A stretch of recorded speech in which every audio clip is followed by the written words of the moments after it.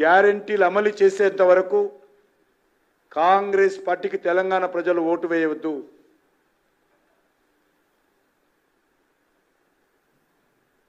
గతంలో ఇచ్చినటువంటి హామీ స్పష్టంగా 100 రోజులని చెప్పి అధికారంలోకి వచ్చిన తర్వాత ఈరోజు కాంగ్రెస్ పార్టీ మాట మాట్లాడుతుంది. మొన్న తుగ్గూడలో జరిగినటువంటి బహిరంగ సభలో కూడా రాహుల్ గాంధీ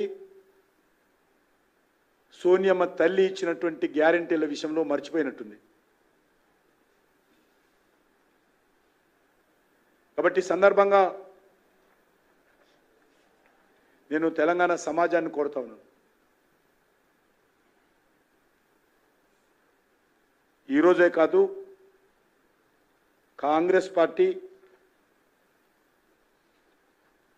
గత అనేక సంవత్సరాలుగా స్వాతంత్రం వచ్చినప్పటి నుంచి ఈ రోజు వరకు కూడా ఏ రోజు కూడా ఇచ్చిన మాట మీద నిలబడలే.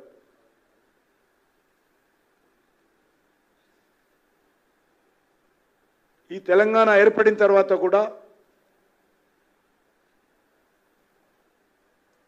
కాంగ్రెస్ పార్టీ ఏ రోజు కూడా బాధ్యతగా వివరించలేదు. కాంగ్రెస్ పార్టీ గెలిచినటువంటి ఎమ్మెల్యేలందరినీ కూడా కేసీఆర్ దగ్గర పంపారు. ఈరోజు కేసీఆర్ తన దగ్గర గెలిచినటువంటి ఎమ్మెల్యేలందరినీ కూడా కాంగ్రెస్ దగ్గర పంపుతా ఉన్నారు. మరి ఎవరికి ఎవరు బీ టీమో చెప్పాలి, ఎవరికి ఎవరు ఒప్పందమో చెప్పాలి. ఈరోజు 2 పార్టీలు కూడా భారతీయ జనతా పార్టీ లేక నరేంద్ర మోడీ గారి నాయకత్వం పట్ల తెలంగాణలో పెరుగుతున్నటువంటి ఆదరణ, వస్తున్నటువంటి మద్దతు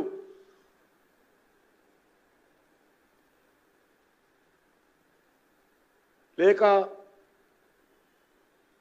గ్రామీణ ప్రాంతాల్లో పెద్ద ఎత్తున యువత ఏదైతే బీజేపీలో చేరుతా ఉన్నారో దాని నుంచి దృష్టి మళ్లించేందుకు ఈరోజు వీళ్ళు పథకం ప్రకారము ఆయన బీజేపీలో చేరుతాడు, చేరేవాడు చెప్పాడు, చేర్చుకునేవాడు చెప్పాడు, మధ్యలో ఇంకో ఆయన చెప్తాడు. వీళ్ళు బెయిల్ కోసం ఇంకేదో, బీజేపీ బెయిల్ ఇవ్వదు. ముఖ్యమంత్రికి తెలియాలా, ఆయన ఒక ముఖ్యమంత్రి బాధ్యతలో కుర్చీలో కూర్చున్నాడు. రేపు తెలంగాణలో జరిగేటువంటి బెయిల్ ఆయనే ఇస్తాడని అడుగుతా ఉన్నాను. రేపు తెలంగాణలో జరిగేటువంటి అన్ని రకాల బెయిల్లు ముఖ్యమంత్రి ఇస్తాడా? ఈరోజు ఏ రకంగా భారతీయ జనతా పార్టీని అంటాడు ఆయన? రేపు అన్ని రకాల బెయిల్స్ ఈ యొక్క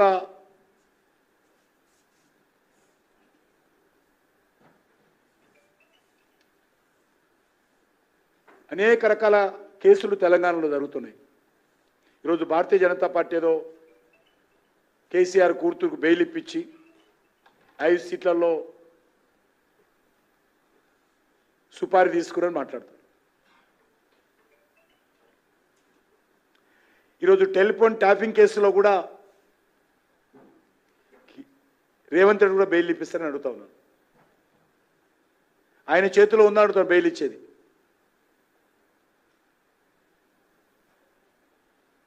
సంవత్సరాల తరబడి ఢిల్లీలో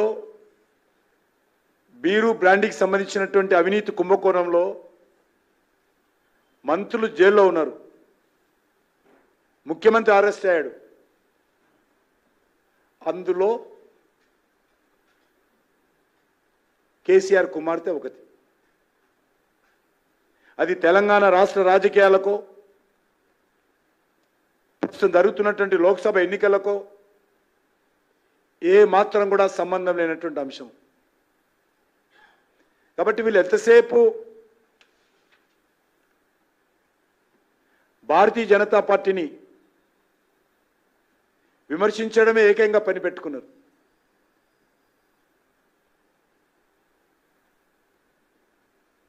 తెలంగాణ సమాజం అంతా కూడా అర్థం చేసుకోవాల్సినటువంటి అవసరం ఉంది. ఈరోజు దేశవ్యాప్తంగా కూడా కాంగ్రెస్ పార్టీకి గతంలో వచ్చినటువంటి 40 సీట్లు కూడా వచ్చే పరిస్థితి లేదు. కాంగ్రెస్ పార్టీకి ఓట్లు వేయొద్దని ప్రజలు నిర్ణయించుకున్నారు.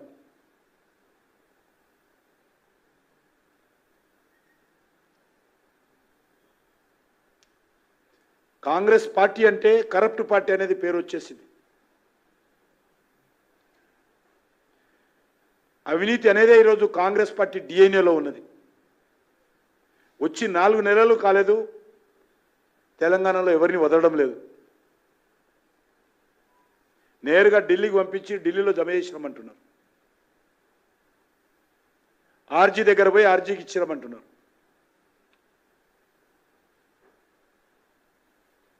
ప్రజలు గతంలో అధికారంలోకి ఇస్తే 60 ఏళ్ల పాటు దేశాన్ని అడ్డగోలుగా దోపిడీ చేసినట్టు